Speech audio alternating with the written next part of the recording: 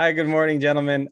Today I have the pleasure of speaking with Morgan King and Philip Gelatt. They are the co-directors for the fabulous animated feature, The Spine of the Night. And we're also joined by one of the voice actors, Larry Fessenden. Thank you all for being here. I appreciate it. Oh, thank you so much for having us. Yeah. You don't see this kind of animated film nowadays very often. So it was quite the treat to be able to enjoy something that felt like I was young again, but at the same time, the story was something that I can enjoy as an adult. So it was this really cool moment where I had both. So it made it quite entertaining. You guys want to tell me a little bit about it? Well, I mean, that was certainly, I think, where we were coming from creatively. I also, am very, I guess nostalgic is the term for it, for the adult animation and fantasy animation of my youth. And I think we both wanted to make something that recalled that while still being something that we were proud of as adults in, modernity. Yeah, I mean, I've always loved crazy adult animation. So it's I don't know, as Morgan says, like you want to be true to the nostalgic feeling, but also do something that you can be proud to show in the 21st century, without having to make all kinds of excuses for certain types of portrayals. Yeah. But before we get into the story a little bit, let's talk a little bit about one of my favorite things, which is your rotoscope animation that you chose to use for this film. What led you to that choice, and especially now in a day and age where that's very uncommon. Especially knowing that you guys did it, you had an animation team doing it. It's all hand drawn.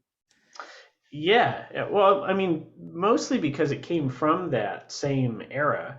I mean, I associate, I guess, just on a deep level, this kind of animation with that kind of fantasy storytelling, since that's how it was done. And when I was starting it, I mean, I think there's an idea of you know, creating something that you want to make the thing that you want to see in the world that's not presently in the world.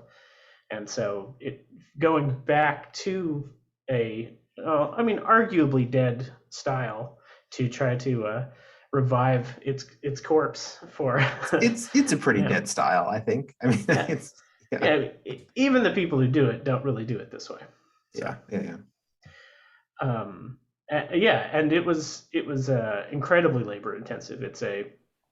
I think people kind of underestimate how much work it is because you can sort of comprehend how it got to be because you can imagine how filming live actors and then animating with them as references. I think your brain can sort of see that, so it's not quite as magical as, or it seems as much like a magic trick as like pure animation. But it's incredibly labor intensive to reproduce that. Like you don't have a lot of the stylistic shortcuts and time saving things that you get with other styles. So it was very labor intensive. It was just me and a team of mostly two other animators for the entire 7 years. Oh wow, 7 years. Oh, okay. Yeah, yeah. Actually that was my next question, to see how long did the project take to come together. For those of those watching this interview and who don't really know too much about rotoscope animation, you guys want to explain a little bit of how that process works, because it's fascinating. Oh, sure. Yeah. Sorry, guys. These are all animation questions. So, so I mean, the short version is you film in live action, like you were filming a film, and then you export that, edit it in your editor, and then export it at the frame rate that you're going to animate at. For this, it's 12 frames per second, and then you use those as the basis for the animation, but it's not motion capture like you'd see on a Marvel movie or whatever. Like and often the video is more of a guide for timing because none of the details exist, none of the lines exist, so it's all so it's sort of a constant reference to make sure you're keeping it within the bounds of human forms and human shapes, which has a different effect than cartoons.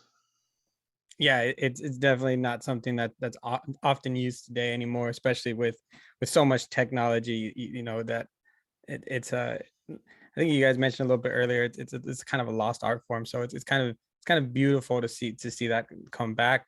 Larry, let's I'm going to turn to you and ask you about being part of such a great voice cast. I mean, you guys have quite a few names on there that really have helped solidify how important this project was. Well, I was just really happy to get the call. Um, I'm not sure how they found me, but you know, and I just play one maniac in the movie, one among many. Obviously, what's really thrilling is Richard E. Grant's presence, which lends this sort of, I don't know, well, Lord of the Rings gravitas because he has the British accent and everything. It just is all part of what makes the whole movie so special. Is it they're these sort of head nods to things that we all associate with the fantasy genre. As for myself, I play, you know, the maniac in the square who's yelling, we're doomed," and I can only speak for myself. I know some of the other actors who were in it, also great character actors from different walks of life, and so it was great to be part of an ensemble. Of course, you don't meet people in this environment. You're quite literally stuck in a closet because this was deep into year one of COVID. Um, and it was fun to get the call and realize, you know, I think a lot of actors were excited to do voice work during the deep, dark, you know, lockdown period. So I just got the call. I went in my closet. I had a microphone. I think you guys sent me a mic. So it was a very generous production. And what was nice is it was so unusual that I didn't quite know what scale this was. You know, they treated me very nicely and they sent me a mic to do the work. And so it was just a nice couple of days experience. And then this thing comes together. I mean, I had an inkling something cool was happening because I also know the sound designers.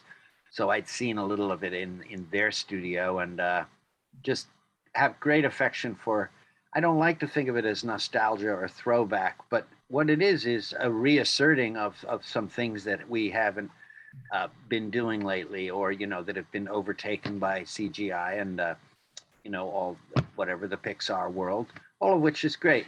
The thing is, and then I'll shut up. I'm just a minor character in the movie, but I have great enthusiasm for the project because it really revitalizes, you know, the tactile art form. This is what makes movies so exciting and enduring. This will be a classic just because you can feel the love and the dedication that brought it to the screen, and that's all I have to say, except that we're doomed. We're doomed. I tell you. Well, we know all contributions are greatly appreciated in every film. So do not sell yourself short on that. So let's talk a little bit of something that Larry is bringing back, you know, the art form, but also bringing back that style of storytelling, bringing opening up the world of fantasy, which in your guys' director's statement that I had read was, you know, it's not just you know, elves and goblins and things like that. It's really just an open world of storytelling, and I think the key word that I saw in there was imaginative. And I think that's really where the film was for me. Is a really imaginative storytelling with a very challenging aspect of world building, because there's nothing really to support it behind it, like a book, a comic book, another movie. Philip, talk a little bit about that. Yeah, I mean, that was, I mean, so just to start off with, I love the fantasy genre in general. Like I grew up with Tolkien, I grew up with Conan, all that kind of stuff. So, you know, when Morgan and I started working together and I knew we were going to make a fantasy film, I wanted to try, we both wanted to try to do sort of a flavor of fantasy that you don't see very often. Like, you know, it is very much like dwarves, dragons, elves, but what I would call high fantasy. And this is, I guess you would call it low fantasy, or some people have called it dark fantasy, although I don't necessarily agree with that. I would call it weird fantasy, maybe, whatever. It's just, you know, and so to have an opportunity to build a world from scratch is so exciting. There's a thing we keep talking about now. I mean, we, like Morgan and I occasionally talk about how, like, the movie is meant to be, like a launching pad for the viewer's imagination. Like, we wanted to construct the story such that, you meet characters briefly and then they're sort of gone, but they're meant to stay in your mind, and you're meant to wonder, where did that character come from, and where are they going to go? And I think that's just, I don't know. I love that. Like, as I say, I like Star Wars, I like Tolkien stuff, but at a certain point, the canon of it gets exhausting, right? Like, you don't need to know everything about Boba Fett's history. You don't need to know every dwarf's lineage. And at a certain point, that sort of like cuts off the imagination of the person engaging in the world, right? Because they don't have to come up with anything themselves. It's all in the index, so to speak. So we wanted to make something that, for the right kind of viewer, really just fires the imagination and makes you like bring yourself to the story, to fill in the gaps, so to speak. Yeah, I think it's interesting because I come from a comic book background where I was reviewing comics and speaking with creators and such. And yeah, I did start with my Batmans, my Spider-Mans, and things like that. But as I read on, I wanted more. I wanted something different. So I followed some of those creators, and went over to independent books. And that's really where my bread and butter is now when it comes to what I want as content. Yes, those things are fine. Those things are great, and we all love them. But sometimes you want something a little bit deeper, something a little bit with more meaning, and something a little bit more personal. I think here with the Spine of the Night, we have something similar where we love our Lord of the Rings, we love our Game of Thrones, we love all of that. But let's venture on into the world of fantasy, where we can get something a little bit more original, a palate cleanser per se, something that we're going to be able to just really enjoy as something different in a different world that we can explore. So how what was the process of creating the world? Like, what did you guys look at? Because what I think one of the things I really enjoyed was you guys are able to stick in different themes without necessarily being too obvious about it. Because in a fantasy world, I feel like you can almost do whatever you want, and it's fictional. We're not trying to make a statement here. I mean, I think that like there's a trap of being too like thematically literal. Like, I mean, there's really great works that do that as well. But I think part of the advantage of having a totally fictional setting with humans in it is that you can sort of choose what like larger ideas you want to talk about, because you've pulled it from specifically the real world context. But I think all of that makes its way in. I mean, certainly we wanted to modernize the world, like address a lot of sort of like older sexist tropes, and we wanted to do a lot better for representation in a fantasy setting. I mean, those are things that we wanted to build into it that are like comments on the genre and comments on the world. I think there's a way we sort of peel away some of the actual complexity of reality with a fantasy setting, so that you can fit it out to just the sort of big ideas, big philosophical ideas you want to poke around with. So if that answers your question. But in terms of like how we created the world, I'd started doing short films in my living room, like animating short films.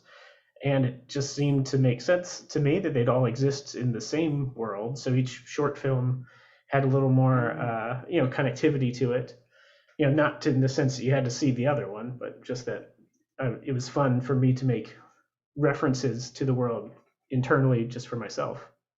And the process is so long to do it. There's a lot of time to think about where like every character comes from and where every item comes from. When you're drawing like a dagger for 36,000 frames or something, like you really get intimately familiar with every surface of it. So each time when a new project has come around, it was sort of a like I'd already had a chance to think so much about every way that things could interact with the world we've already made. And I think that's the same too for moving forward after this film. If we were to be fortunate enough to get to do it again, I think we've had so much time to think about each character and each setting and each timeline. I'm just kind of rambling, but it all sort of, I think, exists in a milieu it generates itself in a way. Well, that was one of my next questions, actually, is would you gentlemen be interested in doing another film in this style? Maybe not necessarily in this world or in this world. And would you guys do it again, especially with knowing how long it took you guys to do the first one? I mean, if you'd asked me back in March, I would have said absolutely not. That was way too long and way too hard. But now with some time between it, I think we'd have to be smarter about how we did it. We'd need probably a bigger team and use some more modern technology to keep the aesthetic, like hand drawn, like I like it. But there's got to be ways to be more efficient than sort of the brute force approach that we took. So I think if we could expand the team and find some ways to be a little more efficient, we could do something in half the time. 3.5 years doesn't sound so bad. No, not too bad. I think we need to start with at least 2 or 3 roles for Larry. Next time, we're going to make him do not just a Prophet of Doom, but I don't know. What else? What else would you want to play? A wizard, a warrior, wizard, warrior, dragon, and there we go. The Prophet of Doom, because that's what I'm known to my friends as. So no, naturally. One of our outlines has a younger Prophet of Doom appearance, so we'll see. Nice. Philip, I want to ask you, what are some of the biggest challenges you guys ran into in producing this film? Oh, I mean, there were a ton of challenges. I think the biggest challenge, it's a theme that we've hit on a number of times in the interview, was, the animation process itself is just time intensive. And because it's a relatively dead art, this type of rotoscoping, it's slightly less dead now because of Undone on Amazon. But, we just had a really, really hard time finding animators who could do the style and who would do the style, because it's so it's just difficult, and it's not really what animators are trained to do now. In particular, because the workflow that we developed, or that Morgan specifically developed, it's unique to the film, right? So there's a steep learning curve, and then just a steep difficulty curve to keep doing it. So that was really the hardest thing, was just desperately trying to find anybody who could do it, and then finally winnowing it down to our tiny little team, and just accepting the fact that it was going to be really those 3 or 4 people who did most of it, and it was just going to take quite a long time. Yeah. Oof. I hope there weren't too many reshoots or needed to tweak any scenes too much. No, we re-edited. We took some stuff out of the movie, right? Because at a certain point, you want to we could probably lose a minute or 2 here, which would save us, a month or 2 of animation. But largely, by and large, almost everything is represented in there in some way, shape, or form. So great. So, what do you both hope people take away from The Spine of the Night? Oh man, I hope people can look at it as just as what you can do if someone will help you make an independent animated film. Mm-hmm. There's so few out there. I think a lot of people don't even have a sense of what an independent animated feature could look like. I mean, in some reviews, we've been compared to films, and they're like, well, it's not quite as good as looking as this film that cost 40 times our budget, and which is flattering in a way, but it's there's so many great short films that are happening every year. People could use their senior animation project to do an amazing short, and then they sort of just get swallowed up in either corporate animation or a much larger animation studio that's sort of got all the edges rounded off into a pretty clean Pixar style. And it's and it's a shame, because animation's so limitless that when it comes to features, it feels so limited. Like there's just only a handful of styles. I mean, we're lucky to be out in the same year as Crypto Zoo, which looks amazing, and is very good. I've seen it as well, but also visually is amazing.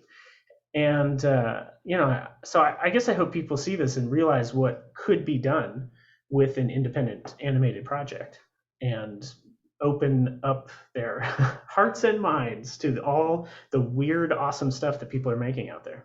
Mm-hmm. Philip, anything to add? Oh, I mean, all of that, and also, I mean, I hope that they come out of the film feeling, energized and like we've given them a world that they want to spend time in and maybe return to, and something like, both food for thought, but also a movie that satisfies on sort of a visceral, exciting level. Like that to me is the best kind of pulp, right? Is that it has a depth to it, but it also delivers genre thrills and spills and chills. So I hope we've done both of those things. I hope. Yeah, there's one thing I'm not comfortable with in any kind of film. It's bone cracking. And you guys had a couple of scenes in there. This is the wrong movie for you then, I guess. Yeah, which I could take the blood and guts and all that, but bone cracking and nail snapping is I think my line. But there was a couple of scenes and I was like, oh, and I was like, okay, they got me. They got I me. tried to lean into things that I also found like viscerally unpleasant. Mhm. Like I felt like it was like the opportunity to do it. I was like, well, if I'm not making it difficult for me, I don't want it to be too easy, right? Like it's fun to so, I'm there with you. I find some of the scenes very hard to watch. I'll wrap it up with this. By chance, did you guys record or any of the process of making the film? Because that would be one heck of a documentary. Yes. There's a making of feature on how long is it, like 40 minutes? It's about 40 minutes. 40 Yeah. minutes. With a lot of behind the scenes footage and making of footage on the Blu-ray. Awesome. So So go now check it it's out. time to plug. Out? Not yet. No, it comes out February 1st. Yeah. February Well, 1st. We can send you a link though, Larry. Whatever. No, I'm going to buy the Blu-ray because that's this is a perfect film that you want to have the physical media, which is another dying art that can be brought back with a project that has so much care associated with it, and of course little treats like making ofs and stuff. So that's exciting for the fans, I would think. Yeah, I couldn't have put it any better than Larry. So we'll look out for that. And congratulations on all the film festivals that you gentlemen have featured the film in. And then also, it seems to have been well received by a lot of folks out there. So I'm very happy for you guys. I'm really excited to see if maybe you guys continue on and are able to do something else like this, or inspire others to bring back this genre. I know that it's difficult because, like you gentlemen said, a lot of artists are really trained to do that, but really paying homage to all of those animators that came before, and that's the only way they knew how to do it. Yeah. I mean, fingers crossed. I'd love to see so much more of this out there. Morgan, Philip, Larry, thank you so much for your time today. I really appreciate it. It was very nice to virtually meet you all. Thank you so much for having us. This is really fun. All right, you guys take care. Bye. Right. All right,